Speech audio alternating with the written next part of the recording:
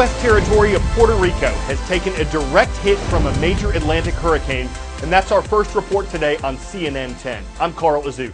Despite its location in the Caribbean, between the Dominican Republic and the British Virgin Islands, Puerto Rico doesn't often have hurricanes make landfall. Most of them pass to the north or south of the island. As you see here, that wasn't what happened Wednesday with Hurricane Maria. It became the first Category 4 storm in 85 years to directly pass over Puerto Rico. Maria's wind speeds at landfall, 155 miles per hour. A government spokesman says it caused total devastation. Puerto Rico is about 100 miles long and 35 miles wide. On Wednesday, 2/3 of it were blasted by hurricane-force winds. More than 3.3 million people live in Puerto Rico. Last night, none of them had electricity. Well before Maria hit, Puerto Rico had a number of problems. It filed for bankruptcy earlier this year. It's been in an economic recession for 10 years. Tens of thousands of Puerto Ricans have been moving to the mainland U.S. This disaster could only make its economic recovery harder. While a weakened Hurricane Maria headed toward the Dominican Republic, the Turks and Caicos Islands, and the southeastern Bahamas, the immediate concerns on Puerto Rico were figuring out how to get help to where it's needed and how bad the damage is. Rapid intensification is just like it sounds. A storm, a tropical storm, cyclone, typhoon, hurricane, that rapidly intensifies. Now the definition is 35 miles per hour or greater in 24 hours. Now take Maria. Maria went from a Category 1 to a Category 5 in 15 hours. For true RI, or rapid intensification, you need a couple things. 86-degree Fahrenheit water or greater, and no shear. Also, of course, the water down in the tropics is very warm. But what about this shear thing? We hear about it in tornadic thunderstorms. Those storms want a lot of shear. Wind going in different directions and different speeds with height. A hurricane wants no shear. No wind direction change, no wind speed change with height. It wants to be the only thing out there making its own wind, not getting blown apart. So why is rapid intensification important? Well, you can go to bed one night expecting a tropical storm and have a Category 2 on your doorstep the next morning. A new national emergency is what Mexico's president is calling an earthquake that struck his country on Tuesday. It was the second tremor to shake Mexico in less than 2 weeks.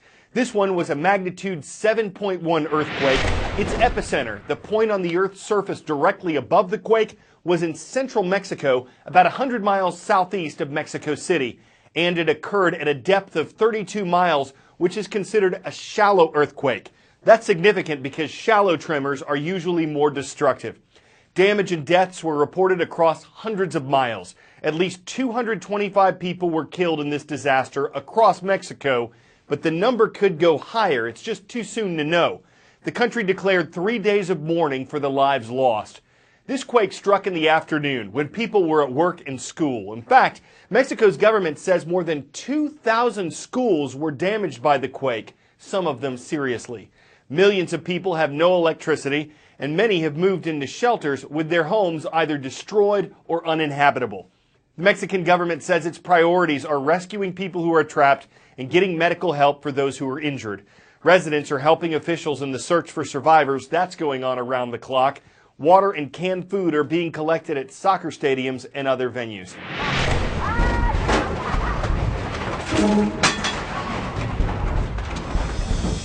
Number 1. An earthquake occurs when two blocks of the earth slip past each other. Now, for most of the time, those blocks are together with friction, but they are building up energy because they are moving in different directions. When one block decides to slip, all of a sudden that energy is released by seismic waves, kind of like ripples on a pond, creating the earthquake. Number 2. An earthquake can occur very near the surface of the earth. Those earthquakes are typically very destructive, or as deep as 400 miles down into the crust. Now, where the shaking actually happens, that's called the hypocenter, but directly above it on the surface, that's called the epicenter. Number 3. The power of an earthquake is called magnitude. Now, the intensity of the shaking can vary depending on the geography, the topography, or even the depth of the quake. Now, the USGS says there are 500,000 detectable quakes every year. 100,000 can be felt, and 100 will create damage. Number 4. Earthquakes themselves actually don't kill that many people. It's the natural and man-made structures that fall to the ground during the shaking that injure and kill. Number 5. The majority of all earthquakes and volcanoes happen along plate boundaries. The largest is the Pacific Plate and its series of boundaries all along the Pacific Ocean, known as the Ring of Fire. 10-second trivia. Which of these U.S. cities was once named New Orange? New York, Newport, New Orleans, or New Haven? New York City was temporarily named New Orange in 1673 in honor of a Dutch prince. So the Big Apple was once the Big Orange, and before that, it was New Amsterdam, also named by the Dutch. It's a place where, as long ago as 1643, a Catholic priest counted 18 languages being spoken on the streets. So, history, New York's got it. And in a report that's fitting for a Throwback Thursday, we're visiting the city's oldest bookstore. It's not exactly a 17th century relic itself. This place was founded relatively recently in 1925. But some of the volumes on its shelves go back much farther in time. It's one of those places you can't believe still exists. Actual books on actual shelves, many bound in actual leather.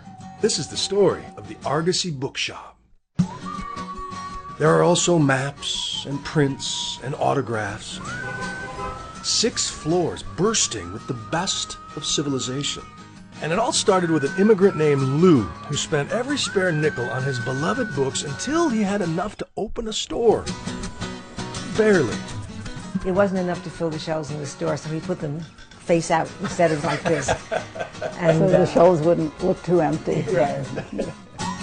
He raised 3 brilliant girls amid these stacks, and Naomi, Judith, and Adina never left.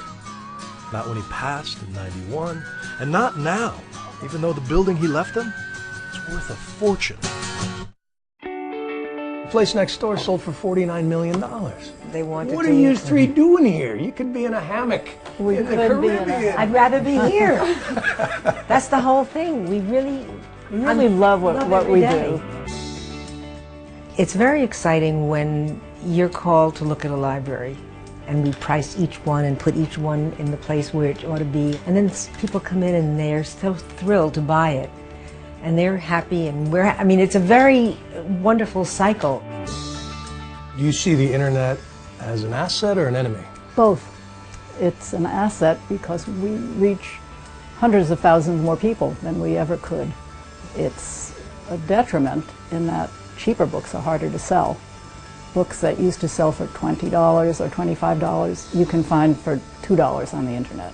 But rare books become even more rare as you realize no one else has a copy. We have books on the shelf here that are 100 years old, 200 years old. Where's your Kindle going to be in 200 years?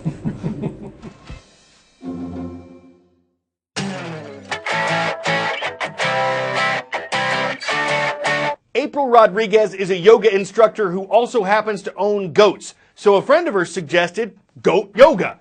Rodriguez says her first thought was, who would come to that? But when her first class in Berryville, Virginia sold out, she knew she was onto something. Participants say the animals are fun, they're calming, they're therapeutic. They like to position themselves under people doing yoga and reportedly try to eat hair or chew on toes. But if the thought of an animal taking up a ruminant on your mat doesn't get your goat, well, maybe this is something you gotta try to see why people would chew the cud over goat yoga. And if it doesn't make your heart skip a beat, well, you've certainly got plenty of scapegoats. I'm Carl Azus, and that's CNN 10.